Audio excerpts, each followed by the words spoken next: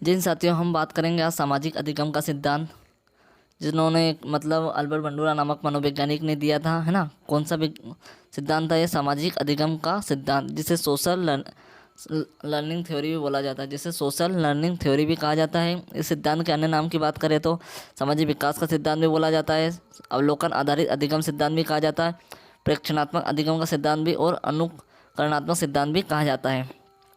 तो यहाँ पर अल्बर्ट बंडूरा की बात करें तो आगे बात करें कि बंडूरा जी ने सामाजिक विचारधारा का प्रतिपादन किया था। किस विचारधारा के थे? सामाजिक विचारधारा के थे।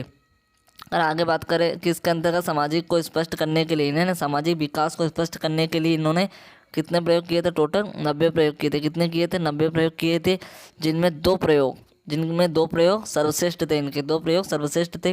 और वो 2 प्रयोग कौन से थे सर्वश्रेष्ठ? ये पूछा भी जाता है अल्बर्ट बंडूरा ने किस पर प्रयोग किए थे। तो देखो, बेबी डॉल पे किया था और जीवित जोकर पर प्रयोग किया था, जो सर्वश्रेष्ठ था। प्यारी गुड़िया का अध्ययन, मतलब बेबी डॉल मतलब प्यारी गुड़िया का अध्ययन यहाँ पर दिखाया गया है। आपको समझाता हो, क्लियर आ जाएगा समझ में। देखो क्या हुआ था, यहाँ पर एक बेबी डॉल पर प्रयोग करा, मतलब उन्होंने क्या करा था कि उन्होंने 5 मिनट की मूवी दिखाई।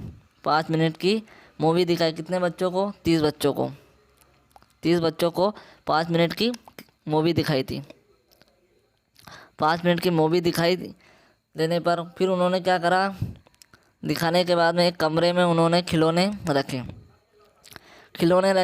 तो उन्होंने 30 बच्चों को खिलौने रखे, तो 30 बच्चों ने मूवी दिखाने के बाद में अलग अलग, मतलब 30 बच्चों ने कुछ अच्छा करा, है ना, तो उनको पुरस्कार मिला। और कुछ बच्चों को दंड मिला, है ना। क्या मिला? दंड मिला। और कुछ बच्चों को ना दंड मिला ना पुरस्कार मिला। आया समझ में कि मतलब मूवी देखने के बाद में उनका मतलब जो व्यवहार है, मतलब, है ना, क्या मतलब व्यवहार मतलब आता है, मतलब जो उनको 30 बच्चों को पुरस्कार मिले, 30 बच्चों को दंड मिला और 30 बच्चों को ना पुरस्कार और दंड। आगे हम बात करेंगे, आपको क्लियर समझ में आएगा। इन प्रयोग के आधार पर यह स्पष्ट किया कि सामाजिक अधिगम अवलोकन द्वारा सर्वाधिक होता है। अंततः अवलोकन पर आधारित सामाजिक अधिगम को स्पष्ट करने के लिए इन्होंने 4 सोपान दिए थे। कितने सोपान दिए थे? 4। कौन कौन से सोपान थे वो? पहला सोपान की बात करें तो प्रत्यक्षीकरण, दूसरा स्मृतिकरण, तीसरा क्रियान्वयन प्रदर्शन अनुकूलन, है ना, चौथा था सबलीकरण, है ना।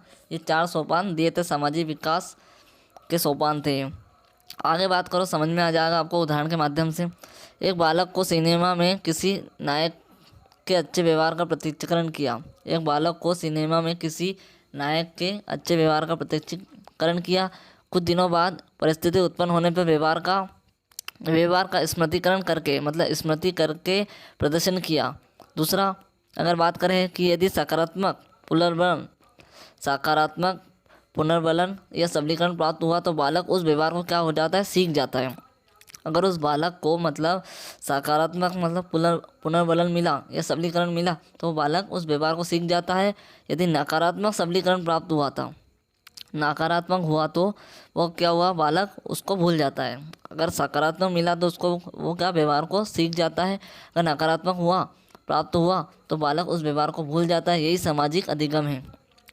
आगे बात करें कि बंडूरा के अनुसार समाज द्वारा व्यक्ति मतलब स्वीकृति नियमों को ग्रहण करना एवं अस्वीकृत नियमों को त्यागना ही सामाजिक अधिगम है। ध्यान देना, बंडूरा के अनुसार समाज द्वारा स्वीकृति नियमों को ग्रहण करना एवं अस्वीकृत नियमों को त्यागना ही सामाजिक अधिगम है। नेक्स्ट बात करते हैं हम यहाँ पर कि निष्कर्ष क्या दिया था? निष्कर्ष निकाला कि बालक के जिस व्यवहार में समाज को रखा जाएगा उसमें उस समाज से संबंधित गुण ही विकसित होते हैं। मतलब इस सिद्धांत से मतलब ये है कि मतलब बालक को जिस प्रकार से समाज में रखा जाएगा, समाज में जिस तरीके से समाज में रखा जाएगा तो वो समाज से संबंधित गुण प्राप्त होंगे। मतलब समाज से संबंधित उसको गुण या विकसित होंगे, मतलब उससे वो सीख जाएगा।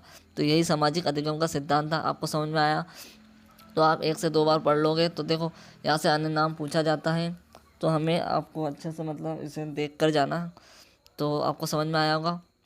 1 से 2 बार आप देखोगे तो क्लियर हो जाएगा। जय हिंद।